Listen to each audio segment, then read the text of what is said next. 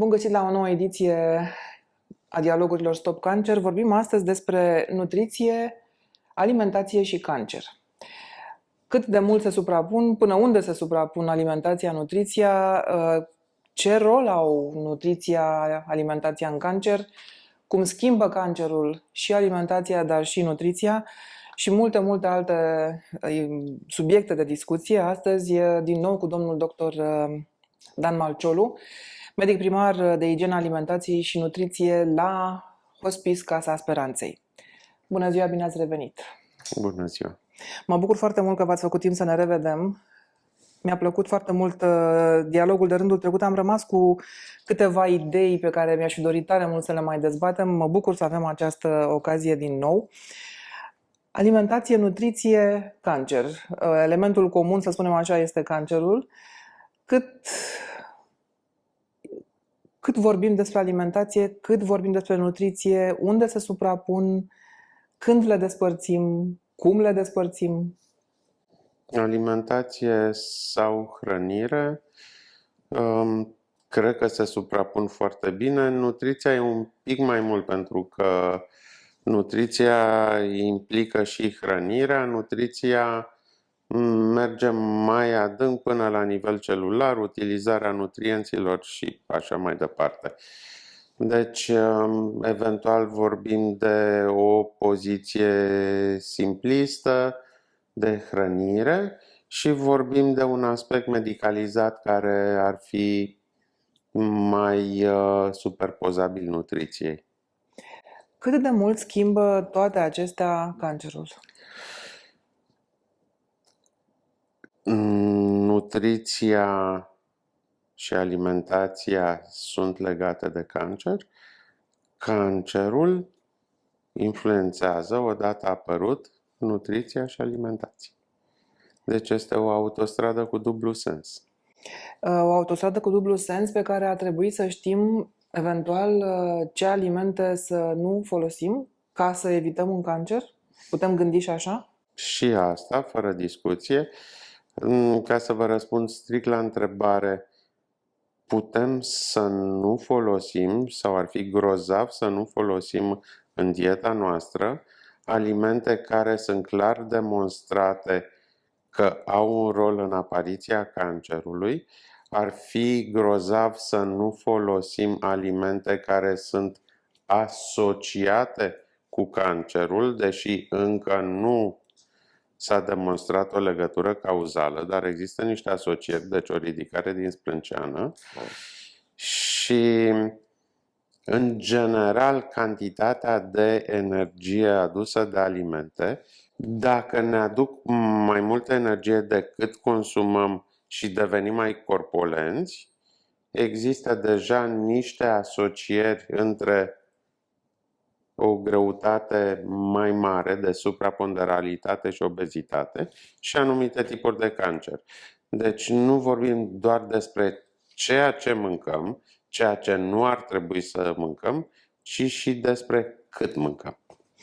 Și dacă ar fi să facem o încadrare, ce ar intra obligatoriu sau ce ar trebui să evităm obligatoriu din categoria de alimente oncogene?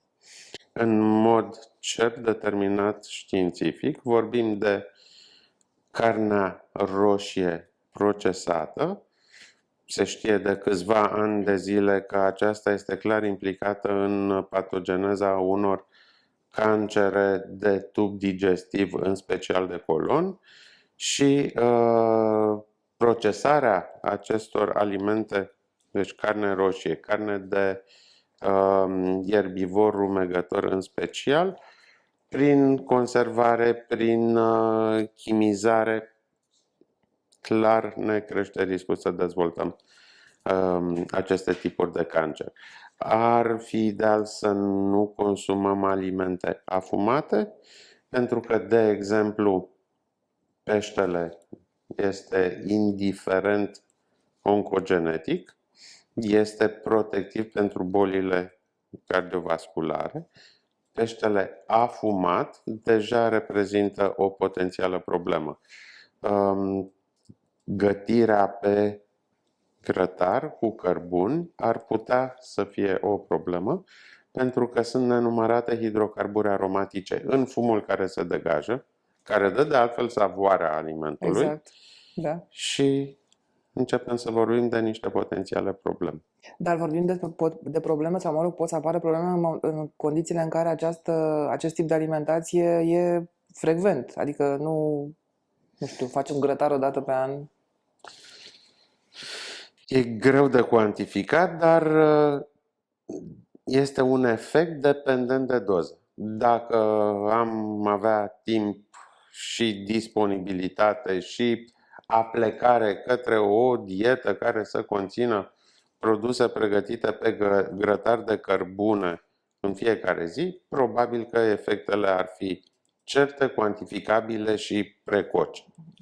Nu poate nimeni să vă spună cât este sigur, cât de unde este linia de demarcație, de unde apar problemele. Ar fi bine să nu. Iar atunci când vorbim de alimente procesate, mă rog, știm că hrana procesată nu e chiar cea mai sănătoasă, dar de ce, cum să spun, de ce o punem în corelație cu cancerul? Ce se întâmplă? Care e mecanismul care le leagă? Vorbim de mai multe tipuri de procesare a mai multor tipuri de alimente. La carnea roșie procesată e foarte simplu, înseamnă tocare, înseamnă schimbarea compoziției prin adaosuri, înseamnă afumare, înseamnă sărare și orice combinații care se pot folosi în procesul gastrotehnic. Dar, în general, dacă extindem puțin procesul de procesare, acesta se poate aplica de la legumele proaspete și fructe până la cărnuri și mixturi de nutrienți sau de alimente. Procesare înseamnă absolut orice. Înseamnă chimizare, mărunțire, mixare cu alte alimente sau componente. Ideal ar fi ca ingredientul, leguma, fructa, carnea, să fie neîmpachetată de când o luăm de la magazin și procesată termic dacă este absolut necesar pentru motive de siguranță sau de igienă. Dar această afirmație a mea ar fi valabilă în condițiile în care întregul proces de însămânțare, creștere, recoltare, transport, ambalare ar fi unul în care doar mama natură ar interveni, dar dacă vorbim de chimizare a solului, în care creștem niște legume de altfel foarte sănătoase, încep să apară niște semne de întrebare. Și dincolo de asta, de exemplu, sunt discuții și, mă rog, cumva se știe, zahărul este, nu știu dacă neapărat e o cauză directă, dar consumul de zahăr poate duce la apariția cancerului. De ce? De fapt, ce se întâmplă? Zahărul înseamnă calorii. Calorii ușor de asimilat. Zahărul nu determină apariția de produși secundari în metabolism. Zahărul este pe buzele tuturor acum, după ce a înlocuit grăsimile, pentru că de mult vorbeam de grăsimi care sunt sursa obezității, a creșterii progresive în greutate a generațiilor, grăsimile care erau aterogene, grăsimile care ne omorau, dar nimeni nu spunea nimic despre zahăr. Zahăr care astăzi este aproape în orice, inclusiv în sosul de marinat carne. Avem adaos de zahăr în cereale, avem peste tot. Zahărul este un carburant extraordinar de bun pentru celule. Zahărul este folosit grozav de bine de către celula canceroasă care are o rată de diviziune mai rapidă, dar chiar avem nevoie de zahăr, care zahăr este de fapt un produs rafinat? Probabil că nu. Eu nu prea mănânc zahăr, că n-am nevoie. Bun, nu mâncăm pentru că nu adăugăm, dar exact cum spuneți, sunt foarte multe alimente care au deja zahăr, adică au un conținut de zahăr. De la cerealele care sunt ambalate și care au zahăr, cam 80% din raftul de la supermarket Dacă ne luăm ochelarii și ne uităm cu luarea minte, avem zahăr. De ce? De ce? Iată, de ce? Pentru că potențează gustul, probabil, nu? Potențează Și gustul, determină o anumită dependență de gustul respectiv. fără discuție, pentru că este mult mai ușor pentru celulă să ia ceva de gata, să se ardă la nivelul mitocondriei și să nu implice un efort de digestie, de mărunțire și de repartiție în alte organite. Fără enzime, fără nimic, se absorbe zahărul inclusiv de la nivelul mucoasei bucale și totul e simplu și frumos. Zahărul este extrem de ușor de obținut ca și proces tehnologic. Se obține din toate sursele cu putință, de la cereale până la fructe și de-aia e pus în orice ca să avem palatabilitate, că este mai gustoasă hrana, e ușor de asimilat și avem energie. Avem energie pe care nu o consumăm, că nu mai mergem pe jos și ne crește masa corporală și ne crește riscul altor cancere. Dar la fel de bine, pe lângă zahăr, orice exces energetic, caloric, care nu e consumat, duce la creștere ponderală și asociere cu unele tipuri de cancer. Mai rămânem puțin în zona asta, apropo de zahăr, dacă tot am cășunat pe zahăr, ca să zic așa. Zahărul alb, zahărul rafinat, dar zahărul brun, E zahăr. melasa. E zahăr. Avem nevoie de zahăr. Dacă nu ne apucăm să alergăm, nu prea avem nevoie de zahăr. Avem fructoză, avem zaharoză în unele legume, în marea majoritate a fructelor. Da. Și atunci, dacă nu avem nevoie de un boost de energie pentru un maraton, pentru un examen pe care îl dăm, de exemplu, că avem nevoie de glucoză pentru a hrăni neuronii, pentru a face față la un consum extraordinar. Dar dacă nu avem nevoie de ce? Zahăr. Alb, brun, melasă. Nu cred că e neapărat nevoie. Bun, și atunci, în toată discuția asta legată de alimentație și cancer, în legătură una cu alta, cum ne mai putem alimenta corect când toată, de fapt, hrana este mai mult sau mai puțin procesată, în toată hrana mai mult sau mai puțin zahăr? Ce facem? Facem niște alegeri conștiente. Adică? Nu mâncăm inconștient.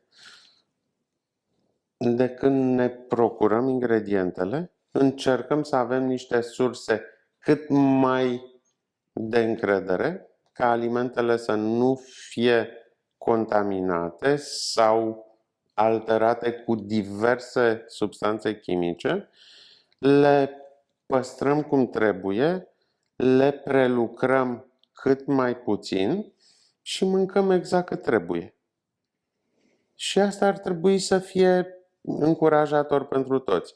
Acum, probabil că există un grad de neîncredere justificată în compoziție, pentru că nu întotdeauna compoziția reală este reflectată de ambalaj sau ce scrie pe el. În aceeași măsură, abordul purist este impractic în zilele noastre, pentru că dacă luăm prin absurd soluția ideală că reușim să mâncăm totul organic și limităm tot ceea ce ar putea să fie chiar într-o măsură foarte mică asociat cu oncogeneza, respirăm. Exact. Respirăm aerul care este disponibil. Și care Bem este apa poluat. care este disponibilă.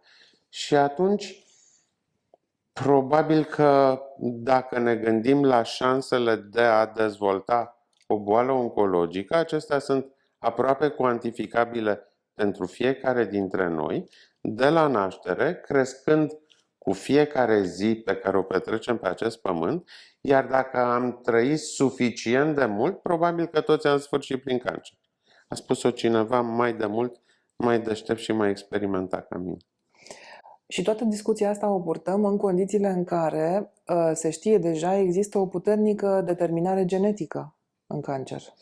Există multiple determinări în oncogeneză, unele pe care le-am demonstrat, unele pe care le întrezărim și unele de care nu avem habar. Că mai rămâne de descoperit și pentru copiii noștri și copiii copiilor noștri. Avem factorul microbiologic și virusuri care clar sunt implicate în oncogeneză, avem factorul alimentar, avem poluanții, avem radiația de orice fel, avem factorul genetic și aici se fac descoperiri, probabil chiar în timpul în care noi vorbim, toate conlucrează. Și ați spune că dintre acestea factorul genetic este fundamentul pe care se așează toate? E cel mai important? Ar fi o afirmație hazardată, pentru că sunt studii făcute pe gemeni și unii fac și unii nu fac. Și asta ar contrazice ceea ce ați afirmat dumneavoastră. Există un fundament genetic și există epigenetica, modificarea genelor cu care ne naștem sub acțiunea factorilor de mediu. Ce mâncăm, ce bem, ce respirăm, cât de aproape ținem telefonul mobil de corp și așa mai departe. Acum, că mai sunt și 2-3 bombițe prin prejurul nostru, e greu de cuantificat, dar nu poți să nu te gândești. Da, categoric. Epigenetica trebuie poate din ce în ce mai mult luată în calcul și în discuție. Poate am putea face ceva. Sigur, nu putem, nu știu, să trăim sub un glob de sticlă, apropo de aerul care oricum e poluat. Mai mult sau mai puțin poluat, până la urmă. Spuneați că și solul, sigur că da. Sunt contaminanți în sol care rezistă secole. Corpul nostru este din ce în ce mai bogat în microplastic. Cum Exact. va influența acesta genele, ADN-ul, rămâne nu de știu. văzut. Da, o să constatăm. O să știm după ce o să constatăm. Nu cred că o să mai știm noi, dar În fine. sigur o să știe cei care vin după noi. Sperând că omenirea nu se va autodistruge, ca să spun așa. Bun, revenind la alimentație și la cancer. De fapt, celulei canceroase, ce îi place cel mai mult atunci când vorbim despre alimentație? Celulei canceroase îi place să crească și să facă pui. Asta nu poate să facă decât dacă are un aflux de oxigen, nutrienți, o temperatură proprie și spațiu în care să crească. Toți acești factori în același timp. E crucial. Gândiți-vă că vorbim ca de un copilaș. Dacă are căldură, hrană și unde să respire, crește. Crește, se dezvoltă, se mai duce și pe la grădiniță și pe la creșă, mai trimite niște puișoci prin altă parte. Asta se întâmplă. Bun, și atunci, haideți să vorbim, cum să spun, aplicat.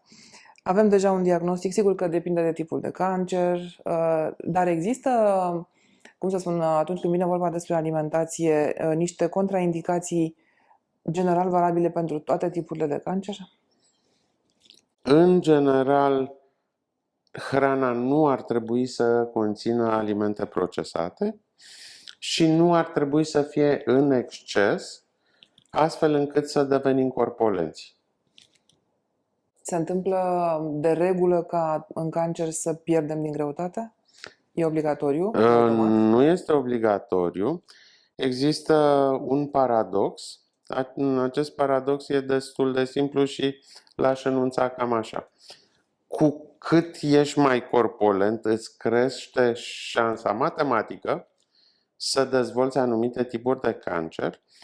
Cu cât ești mai corpulent în momentul diagnosticului, cu atât ai o durată de supraviețuire estimată mai lungă. Cum le împaci pe astea două, mi-e greu de spus. De ce se întâmplă astea două? Păi, se întâmplă că dacă ești mai corpulent, ai o concentrație de grăsime corporală mai mare, înseamnă că ai avut un exces alimentar de diversi nutrienți, înseamnă că anumite gene sunt reprimate, altele sunt activate se face declicul și începe acel cancer, care să spunem că e de sân, e de sferă genitală la femeie, e de prostată, ok, pancreas și începe de acolo să se dezvolte. Dacă ești mai corpulent în momentul diagnosticului, poți tolera doze mai mari de citostatic, care atrag după sine o probabilitate ceva mai mare să omori mai multe celule canceroase și să-ți crești estimarea de supraviețuire. E greu de stabilit o doză.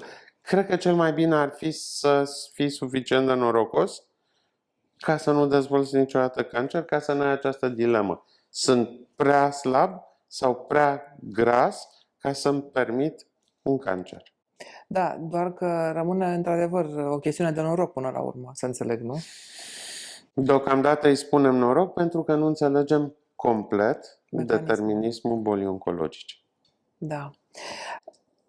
Din experiența dumneavoastră de aici, de la Hospice Casa Speranței, care sunt cele mai frecvente tipuri de cancere cu care vin pacienții? Există o lege a seriilor. Pacienții vin cumva aglomerați. Avem perioade în care vasta majoritatea celor internați sunt cu cancere de sferă respiratorie, după care vin sferă digestivă, asta însemnând orice de la nivelul buzelor până la nivel anal, după care tegument, sân și sferă genitală, dar în general, dacă ne uităm pe o perioadă mai lungă de timp, pacienții internați sunt o oglindă a incidenței diverselor cancere în populația generală. De sferă respiratorie, după care sferă digestivă, avem sân. Și evident că toate aceste tipuri de cancere au, cum să spun, o nutriție specifică? Sau poate nu e evident, nu știu. Clar, fiecare om mănâncă altfel, are preferințe. Fiecare om, sănătos sau bolnav, are preferințe și putințe. Diversele stadii ale bolii se asociază cu preferințe și putințe diferite, pentru că dacă vorbim de un cancer de fază avansată, în general, fără să particularizăm, există mecanisme care induc anorexia, lipsa poftei de mâncare, mecanisme care au fost incomplet elucidate, dar se pare că există molecule de proteină tumorală care ajung la centrul foamei și al sațietății din hipotalamus și îl blochează. Nu vorbim de metastaze, vorbim de un mecanism de apărare. Pe de altă parte, evoluția fluctuantă a simptomelor se reflectă în felul în care se hrănesc pacienții. Cineva care, să spunem, are o formă de cancer care este încă în faza curativă, primește ciclic, chimioterapie, imunoterapie, radioterapie, are perioade care survin administrării tratamentului specific, care sunt caracterizate de existența unor simptome. Stare generală de rău, greață, vomă, slăbiciune. Pentru organism atunci nu mai este critic să mănânci. Critic e să încerci să te simți bine și pe măsură ce îți revii, se întoarce și apetitul. Asta se întâmplă ciclic. În fazele avansate lucrurile sunt ceva mai complicate pentru că anorexia este progresivă și stă în spatele sindromului de cașexie-anorexie care duce la slăbire extremă. Da, ați spus că e ca un fel de mecanism de apărare. De ce ar fi mecanism de apărare anorexia? Organismul decelează prezența bolii oncologice și prezența proteinelor la nivel hipotalamic e decodificată cam așa. Nu mai mânca că inamicul din tine va utiliza hrana mult mai bine decât poți tu. Pe de altă parte, există în paralel lupta ineficientă a organismului, procesul de inflamație generalizată, stârnit, inițiat de o luptă care la început pare a avea ceva sorți de izbândă, dar ulterior devine ineficientă. Organismul consumă dintr-o hrană care este administrată într-o cantitate din ce în ce mai mică, pe măsura evoluției bolii, și ulterior din structurile proprii pentru a genera energie care să susțină lupta inflamatorie și imună, care este ineficient. Și atunci apare slăbirea progresivă. Tipul de alimentație, de alimente pe care le folosim, în ce măsură pot încetini evoluția cancerului? Sunt multe discuții. În mod cert, dacă vei continua să mănânci, dar cu ajutor medicalizat sau nu, vei frâna sau vei stopa instalarea sindromului de cașexie-anorexie, care contribuie în mod independent la accentuarea stării de rău și scade independent calitatea vieții. Deci dacă mănânci, indiferent ce mănânci, și nu mai slăbești atât de rău, probabil că vei trăi ceva mai mult și ceva mai bine decât cineva care nu se mai hrănește. Cred că din momentul instalării bolii oncologice, dacă aceasta este de fază avansată sau metastatică, alimentația nu mai are niciun sens în a fi privită ca și curativă, și îmi pare rău să contrazic tendințele care promovează veganismul, posturile, excluderile draconice, prin prisma ceea ce observăm zi de zi, prin prisma complicațiilor induse de aceste abordări pseudoștiințifice. Pacienți care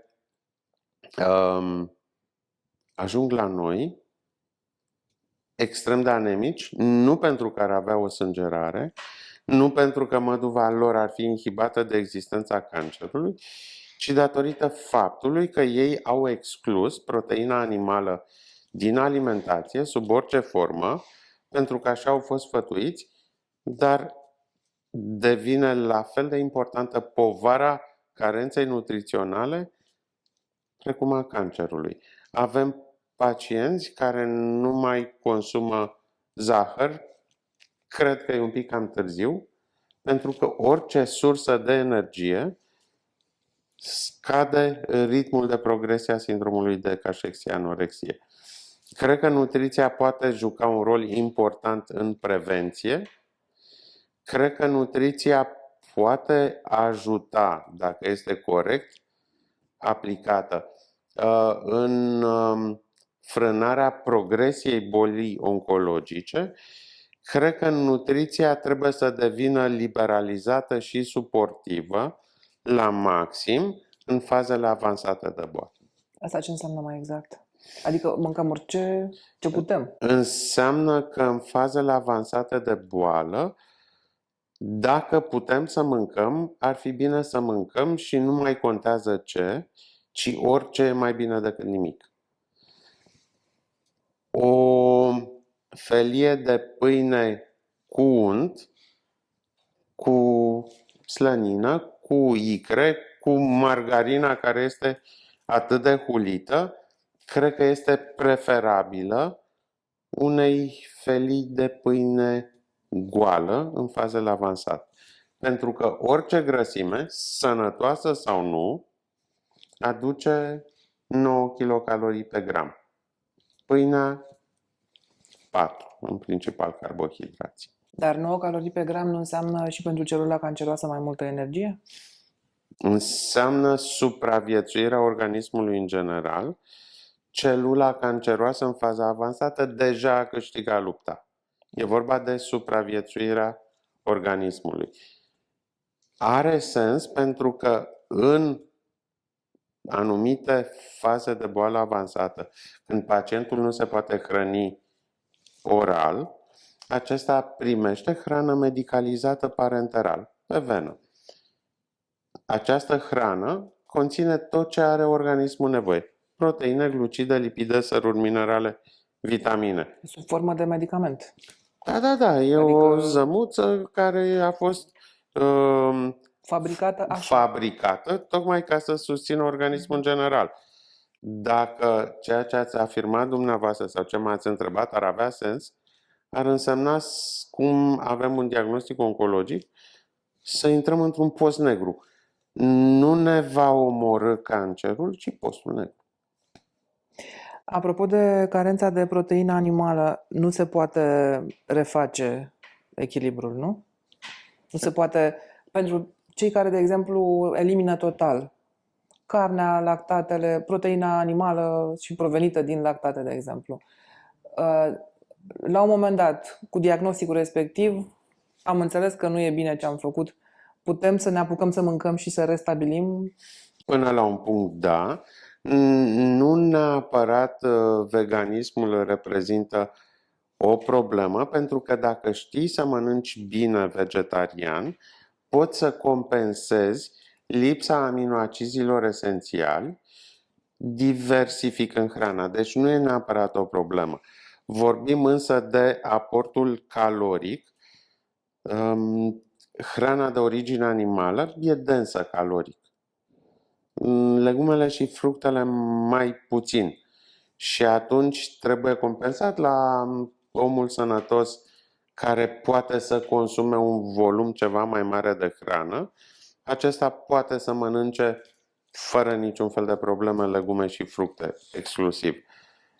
Pacientul bolnav are nevoie de chestii dense caloric și asta cumva te îndreaptă către hrana de origine animală, lăsând la o parte anumiți nutrienți care se găsesc doar în hrana de origine animală. Bun. Ne apropiem de final, domnule doctor Dalmaciu, dar aș vrea să mă întorc puțin la titulatura dumneavoastră, așadar, și la specializare. Medic primar, igiena alimentației.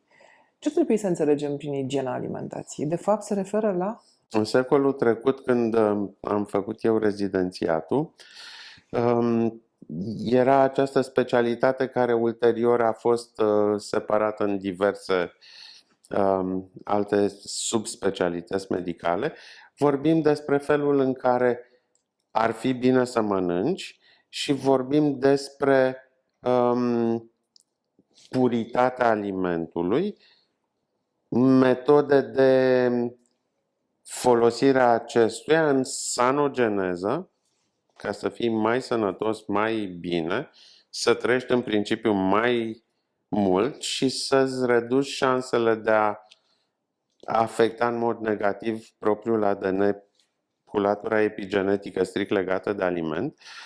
Vorbim de poluanți, vorbim de boli care sunt probabil și posibil și unele induse prin alimentație, iar nutriția aici este un pic mai complex, de la exces alimentar și obezitate, la carențe alimentare și boli de metabolism, care sunt de la alterări ale metabolismelor proprii pe proteine, pe glucide și ajungem în diabet. Deci e o specialitate un pic de graniță între toate aceste aspecte.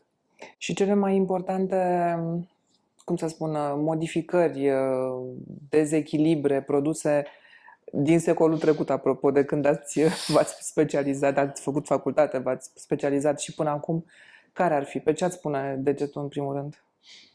Dezechilibru principal al zilelor noastre e reprezentat de alimentul procesat consumat în exces. Ca să o țin foarte simplu. Atât, pur și simplu. Ar trebui să fim atenți la asta. Da, mâncăm mult și prost. Mâncăm mult și prost și compulsiv, dacă ar fi să vă întreb, uitându-mă și gândindu-mă și la cealaltă latură a dumneavoastră de, psihoterapie cognitivă? De regulă, când ne ducem cu coșul în supermarket, nu ne gândim neapărat ce ar fi bine să fie în el, ci ne gândim fie conținutul coșului să se încadreze în bugetul nostru, fie conținutul coșului să ne aducă o gratificare cât se poate de rapidă și asta de regulă poate fi decodificată în calorii ușor de procesat, grăsime, zahăr, eventual alcool, dar ajungem în alte vicii și probleme, deși și alcoolul undeva între aliment și drog are rolul lui în boala oncologică. Și ne gândim nici să nu petrecem foarte mult timp acolo în supermarket. Și ne trezim acasă cu rezultatul alegerilor noastre, care vor intra eventual în cratiță, apoi în farfurie și în contact cu propriul corp. Și așa ne trezim cu statistici care arată foarte multe cazuri de cancer, poate și pentru că, pe de altă parte, descoperim mai multe și știm să ne uităm mai atent. Fără discuție. Medicina progresează și în screening și în diagnosticare precoce. Trăim din ce în ce mai mult, deci probabilitatea să trăim suficient de mult ca să dezvoltăm un cancer este cuantificabil. Rămâneți totuși optimist într-un anume fel în lupta asta cu cancerul? Mănânc în fiecare zi, încerc să mănânc mai bine, încerc să mănânc mai conștient și încerc să rămân optimist în general. Ce să facem? Respirăm și dumneavoastră și eu. Și asta ar fi și sfaturile pe care le-ați da oricui, înțeleg. Să încerce să aibă grijă de sine, să-și ia informațiile din surse cu greutate și cu validitate științifică și să încerce să facă niște schimbări. Schimbările sunt posibile. Nu putem să controlăm totul, dar o mare parte din comportamentul nostru alimentar și nu numai, vorbind din stil de viață, o bună parte din aceste lucruri pot fi controlate. Mulțumesc foarte mult și pentru întâlnirea aceasta.